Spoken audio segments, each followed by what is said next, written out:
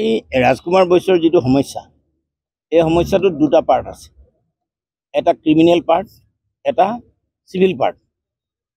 Civil পাৰ্টটো কিন্তু পুলিচৰ অথৰিটিৰ ভিতৰত নপৰে। GMCয়ে এখেতক নটিচ দিছে পৱন আগৰৱালাই ইলিগেল পাৰ্ট কৰাৰ কাৰণে। তাৰ কাৰণে কিন্তু পুলিচে একো কৰিব নোৱাৰে, তাৰ কাৰণে কিন্তু GMCয়ে কৰিব। আৰু মই এতিয়া ইয়ালৈ আহি থাকোঁতেই মই দিছপুৰ থানাৰ OCয়ে মোক নিজে আগবাঢ়ি কথাখিনি ক'লেই যে পৱন আগৰৱালাৰ বিৰুদ্ধে 4টা নে 5টা ছেকশ্যনত কেছ ৰেজিষ্টাৰ কৰিছে। মানে তাত হিতি প্ৰদৰ্শনটোও আছে, ট্ৰেছপাছটোও আছে, গালি গালাজো আছে, এই গোটেইকেইটা ছেকশ্যন তাত আছে। এতিয়া দিছপুৰ থানাৰ OCয়ে এখেতকো মাতি নিছিলে আৰু পৱন আগৰৱালাকো মাতি নিছিলে। এখেতসকলৰ মাজত কিবা এটা নেগচিয়েশ্যন হৈছে, কিন্তু সেই নেগচিয়েশ্যনটো এখেতে মানি লোৱা নাই। আৰু সেইটো মানি লোৱা নোলোৱাটো এখেতৰ অধিকাৰ আছে, এখেতক মই মানি ল'বলৈও নকওঁ। মই এখেতৰ সমৰ্থনতে আহিছোঁ কথাখিনি। কাৰণ খিলঞ্জীয়াৰ বিৰুদ্ধে এনেধৰণৰ ভীতি প্ৰদৰ্শন মই যিটো দলতেই নাথাকোঁ লাগে, ৰাজনৈতিক দলত যিটোতেই নাথাকোঁ লাগে, যিহেতু মই যোৱাকালি তৃণমূল কংগ্ৰেছৰ সভাপতিৰ পদত অধিষ্ঠিত হৈছোঁ, সেই বুলি মই ইয়ালৈ অহা নাই। মই আজি ৰমেন বৰঠাকুৰ হিচাপেও আহিলোহেঁতেন, কাৰণ মই জাগ্ৰত প্ৰহৰী অসমৰ সভাপতি, আহিলোহেঁতেন। তথাপিও OCয়ে নিজেই আগবাঢ়ি কথাখিনি ক'লে আৰু এতিয়াও বোলে সেই মানুহজনে পুনৰ হেৰিয়ালৈ মাতিছে, আলোচনালৈ আহিব খুজিছে। মই ৰাজকুমাৰ বৈশ্যক কথাখিনি কৈছোঁ আৰু যিখিনি সঁচা সেইখিনিকে কৈছোঁ। কিন্তু চৰকাৰখন ইমান উদাসীন হৈ থকা ঘটনা এটাত আমি কিন্তু সহ্য কৰিব নোৱাৰোঁ।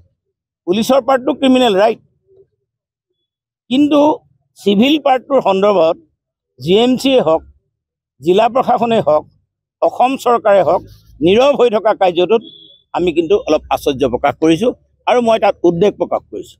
আৰু মই সেইকাৰণে যিটো চিভিল পাৰ্ট, সংশ্লিষ্ট কৰ্তৃপক্ষক হস্তক্ষেপ কৰি সমস্যাটোৰ অনতিপলমে সমাধান কৰিবৰ কাৰণে দাবী জনায়। যিটো সমস্যা, এইটো অকল ৰাজকুমাৰ বৈশ্যৰ সমস্যা নহয়, এনেকুৱা বহুত সমস্যা গুৱাহাটীখনত হৈ আছে, যিবিলাক কথা আজি পোহৰলৈ অহা নাই। ৰাজকুমাৰ বৈশ্য আজি প্ৰতিবাদত নামিছে কাৰণে আমি গম পাইছোঁ যে ৰাজকুমাৰ বৈশ্য এটা সমস্যা হৈছে। এটা কথা আমি ক'ব বিচাৰোঁ যে আজি যিজন বিল্ডাৰে ৰাজকুমাৰ বৈশ্যক যিধৰণে আজি তেওঁৰ ভূমি দখল কৰিছে, দখল বুলি ক'ব লাগিব, কাৰণ এটা কথা চাওক যে তেওঁৰ এটা বিপদত পৰি আজি আগৰৱাল নামৰ মানুহজনক, বিল্ডাৰজনক সম্পত্তিখিনি গতাই দিছিলে, যে তাত তেওঁ ফ্লেট নিৰ্মাণ কৰিবৰ কাৰণে তেওঁ যিখন চুক্তি কৰিছিলে, চুক্তিৰ বাহিৰত গৈ তেওঁক যিধৰণে তেওঁক অত্যাচাৰ কৰা হৈছে, তেওঁৰ পৰা সম্পত্তিখিনি বাজেয়াপ্ত কৰা হৈছে, তেওঁৰ পৰা কাঢ়ি লোৱা হৈছে, এইটো এটা অন্যায় হৈছে। তেওঁ অন্যায়, কাৰণ এইখন চৰকাৰ, আপুনি এটা কথা চাব, আজি গুৱাহাটীখন সম্পূৰ্ণৰূপে ভূমাফিয়াৰ দখলত। হিমন্ত বিশ্বই কৈ থাকে, তেওঁ বাৰে বাৰে কৈ আছে আমি ইয়াৰ পৰা ভূমাফিয়াসকলক উচ্ছেদ কৰিছোঁ, এৰেষ্ট কৰাইছিলে, কিবা কৰিছিলে, কিন্তু আল্টিমেটলি ভূমাফিয়া কোননো? অশোক সিংঘাল। আৰু অশোক সিংঘালৰ আশীৰ্বাদতে আজি এই আগৰৱাল নামৰ মানুহজনে ৰাজকুমাৰ বৈশ্যক আজি মানে তেওঁ ঘৰত এনেকুৱা ধৰণৰ অত্যাচাৰ চলাইছে।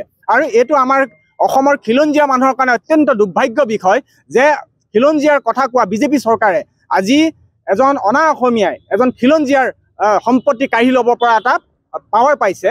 আৰু এইবিলাক হৈছে আমাৰ হিমন্ত বিশ্ব চৰকাৰৰ আশীৰ্বাদতে হৈছে। আৰু আমি দাবী জনাইছোঁ যে অতি শীঘ্ৰে আমাৰ মুখ্যমন্ত্ৰী ডাঙৰীয়াই বিষয়টো হস্তক্ষেপ কৰি তেখেতক যাতে এটা উচিত ন্যায় প্ৰদান কৰে। অতিক্ৰম কৰিলে আজি এতিয়ালৈকে কোনো ধৰণৰ চৰকাৰী প্ৰতিনিধি আমাৰ খবৰ কৰিবলৈ অহা নাই। আচলতে আমাৰ উপলব্ধি হৈছে যে ইয়াত গণতন্ত্ৰ আৰু মানৱ অধিকাৰ এই দুয়োটা বস্তুৱেই জীয়াই থকা নাই। আৰু পৰৱৰ্তী পদক্ষেপ হিচাপে যিহেতু আজি এটা অন্যায়, এই অন্যায়টো মোৰ ব্যক্তিগত পৰ্যায়ৰ অন্যায় হ'লেও মই কেনেকৈ মানি ল'ম? মই এজন ৰাজহুৱা কৰ্মী, সমাজকৰ্মী, মই ৰাইজক কি ক'ম যে অন্যায়ৰ প্ৰতিবাদ কৰিব লাগে? মই যদি নিজেই প্ৰতিবাদ নকৰোঁ, ইয়াত গোটেই কাগজ পত্ৰবোৰ লিখাৰ কি অৰ্থ আছিল?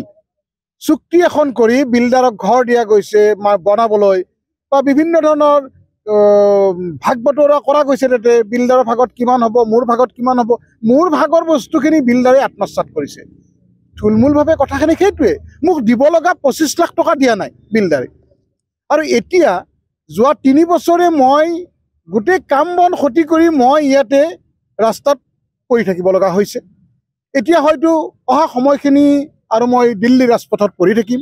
মই ইতিমধ্যে এম্বেচিবিলাকলৈ চিঠি দিছোঁ যে আমাৰ ইয়াতে অসমত হিউমেন ৰাইটছ নাই আৰু এই কথাটো মই সম্পূৰ্ণভাৱে উপলব্ধি কৰিছোঁ। গতিকে এই লৈ মই দিল্লীৰ ৰাজপথত বহিম আৰু প্ৰয়োজন হ'লে মই দিল্লীৰ পৰা ৰাষ্ট্ৰসংঘৰ সন্মুখত মই অৱস্থান কৰিম। কিন্তু মই এই বিষয়টো কেতিয়াও কম্প্ৰমাইজ নকৰোঁ, এই কথাটো মই কৈ দিছোঁ। কাৰণ যদি মই অন্যায়ৰ প্ৰতিবাদটো নিজৰ ক্ষেত্ৰত নকৰোঁ, মই আনক কেতিয়াও মই অন্যায়ৰ প্ৰতিবাদ কৰক বুলি মই ক'ব নোৱাৰোঁ। এইখিনিয়ে মোৰ আজি এই 4 দিন অৱস্থান ধৰ্মঘটৰ পৰা মোৰ মনটো অধিক কঠোৰ হৈছে, অধিক কঠোৰ এতিয়া। নমস্কাৰ, মোৰ নাম নিৰুপম শইকীয়া। এনি ভাৰত 24 এটা নতুন অনুষ্ঠান লৈ আহি আছে, জুবিনৰ গানে কি আনে। তাৰ অডিশ্যনসমূহ অসমৰ প্ৰত্যেকটো ডিষ্ট্ৰিক্টত হ'ব আৰু এটা ৰিয়েলিটি শ্ব' হয়। আপোনালোকে দিয়া ফোন নম্বৰ যোগাযোগ কৰিব পাৰে আৰু আপোনালোকৰ ওচৰলৈ এনেও গৈ আছে তেওঁলোক, আৰু আশাবাদী যে আপোনালোকে এই অনুষ্ঠানটোত ভাগ ল'ব আৰু আশা থাকিল যে আমি খুব সুন্দৰ সুন্দৰ গায়ক দেখিবলৈ পাম। ধন্যবাদ।